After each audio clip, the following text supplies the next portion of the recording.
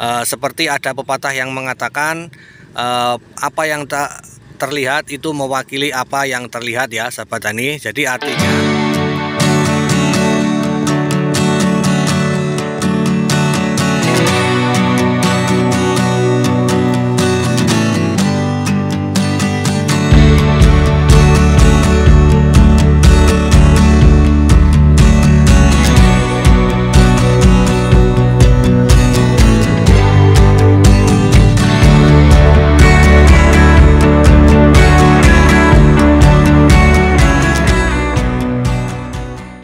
Assalamualaikum warahmatullahi wabarakatuh.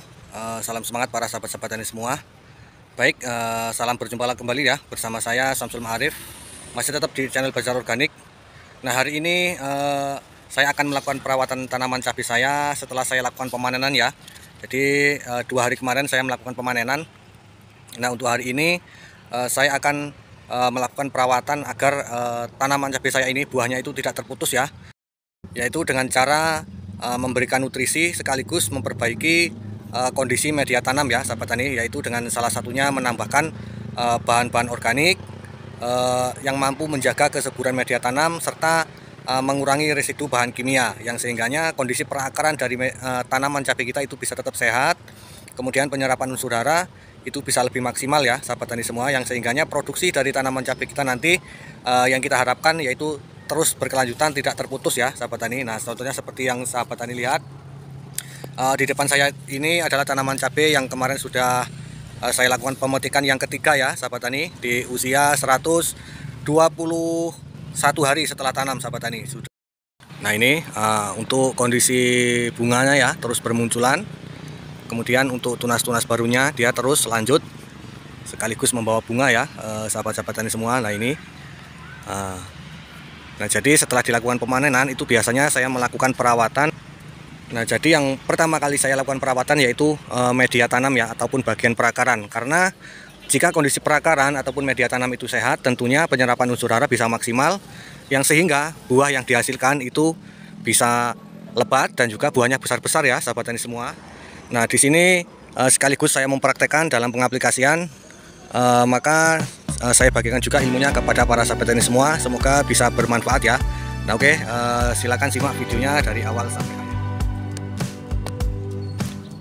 Nah, oke, sahabat-sahabat taniku semua, langsung saja di sini saya sebutkan ya mengenai bahan apa yang saya gunakan untuk menjaga agar kesuburan media tanam itu tetap terjaga ya sahabat-sahabat tani semua. Jadi setelah saya melakukan pemanenan pada tanaman cabai itu biasanya saya melakukan perawatan terutama pada media tanam.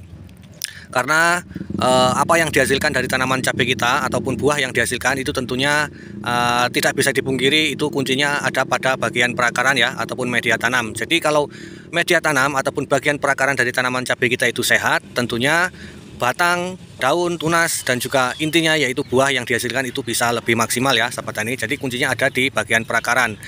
Seperti ada pepatah yang mengatakan apa yang tak terlihat itu mewakili apa yang terlihat ya sahabat tani. Jadi artinya apa yang tidak terlihat itu yaitu kondisi bagian perakaran ya, itu mewakili apa yang terlihat, seperti contohnya batang, buah dan juga daunnya ya sahabat tani. Di sini saya menggunakan 2 bahan ini ya dalam pengaplikasian kali ini, yaitu dengan cara dikocor.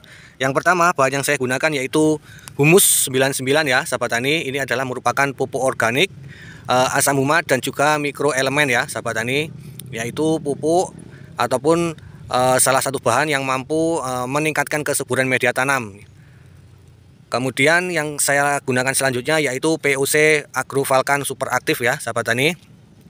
Nah, di mana POC Agrovulcan Super Aktif ini juga sudah menjadi andalan saya ketika saya melakukan pengaplikasian pupuk kimia ataupun diaplikasikan secara tunggal ya sahabat tani, agar kondisi media tanam itu bisa tetap subur, karena di dalam Agrovulcan ini mengandung mikroba yang cukup baik, yang cukup bagus, serta dilengkapi dengan unsur hara mikro maupun makro yang sangat lengkap ya sahabat-sahabat tani semua.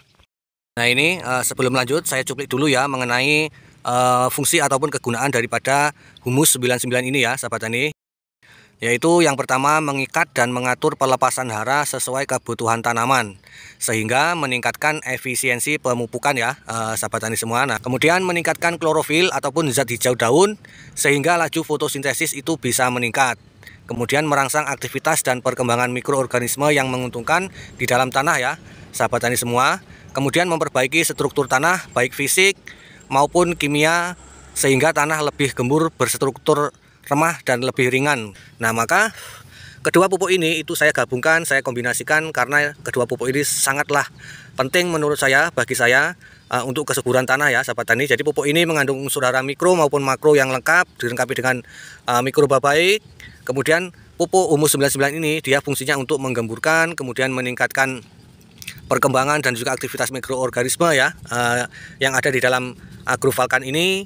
Kemudian dia meningkatkan ataupun mengurangi residu kimia di dalam tanah. Itu sama fungsinya dengan pupuk ini ya, sahabat tani. Nah, oke, maka dengan mengaplikasikan dua bahan ini, nanti insya Allah tanaman kita kondisi perakaran akan sehat, penyerapan hara itu maksimal, penggunaan pupuk kimia itu bisa lebih irit, tapi hasil dari produksi yang dihasilkan oleh tanaman kita itu bisa lebih maksimal. Nah, oke, selanjutnya setelah saya sebutkan kedua bahan ini, kedua bahan yang saya gunakan, selanjutnya kita menuju ke cara pengaplikasian ya, sahabat tani. Nah, oke, sahabat-sahabat tani semua, jadi langsung saja kita menuju ke cara pengaplikasian ya. Untuk cara pengaplikasiannya kali ini saya lakukan dengan cara dikocor ya, sahabat tani, yang berfungsi untuk mengembalikan kesuburan media tanam, kemudian menambahkan unsur hara agar supaya tanaman kita bisa lebih fit lagi ya, sahabat tani, dan juga merangsang pembungaan agar bunganya terus bermunculan, tidak terputus buahnya. Oke, untuk Agrovulcan ini dalam pengocoran itu saya menggunakan dosis sebanyak 100 ml ya, sahabat tani, 100 ml per 20 liter air. 1, 2. Nah, ini kapasitas gelas ukurnya ini 50 ml ya. Jadi saya menggunakan 2 gelas ukur sebanyak 100 ml.